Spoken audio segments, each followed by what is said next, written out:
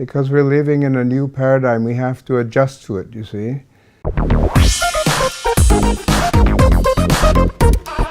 So Erik, today's topic will be investing in a time of uncertainty, and what an uncertain time it has been. So where would you say is the best places to invest at the moment? Well, I would also like to say that it's crisis time too.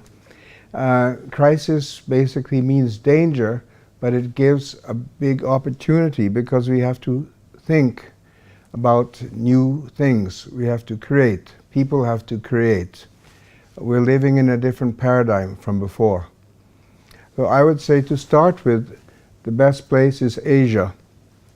Why Asia? Because they are growing. They're growing very fast.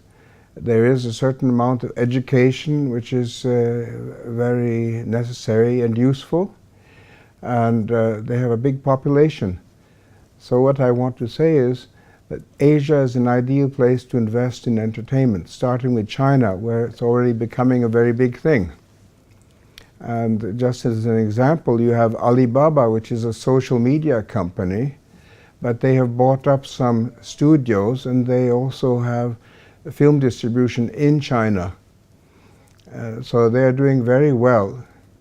And then you have India, where Bollywood is well known, but it can be improved and there can be more investment coming in, and films all over Indonesia, Bangladesh, Pakistan, China and India, that means about 3 billion people. And then you have some other countries nearby, Korea, which is very advanced, Japan, and Malaysia, Thailand.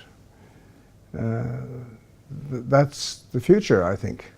And it's really interesting that you said entertainment, because normally the guests that come in will speak about gold, equity, emerging markets. So why is entertainment so appealing right now? Because we're living in a new paradigm. We have to adjust to it, you see. And I'm a grandfather.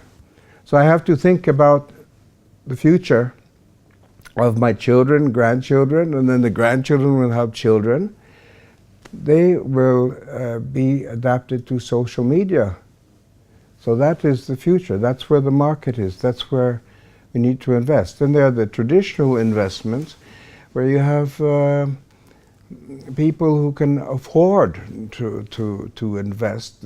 Things like gold and silver.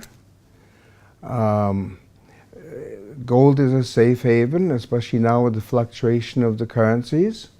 There will always be forex trading as long as currencies exist, and that's a good way to make money, but it's with people who have money. Absolutely, and even if we look at, for example, Netflix is an online streaming site that has grown massively in recent years. So you've mentioned Asia as a place for investing. Can you go into a bit more detail on maybe there's certain aspects?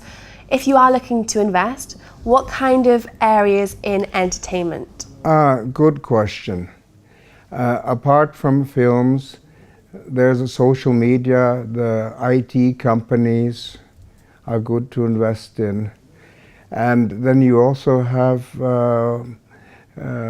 other possibilities that are related, such as leisure, tourism, and so on. But tourism is already so developed, and it costs more money to go for holidays than it does to go to films. And are there any risks with this, with investing? There is always a chance that there is a risk. Yes, good question. There's always a risk. You have to look at, for films, for example, what the story is, if the cast is adaptable to a script, and so on, then you know if it's a good story or not. So it's a very specific business. Well, Erik, thank you so much for coming in today and sharing your insights. With great pleasure. Thank you. Well, that's all for myself and Erik, but if you did like this interview, do like and comment on dukascopy.tv.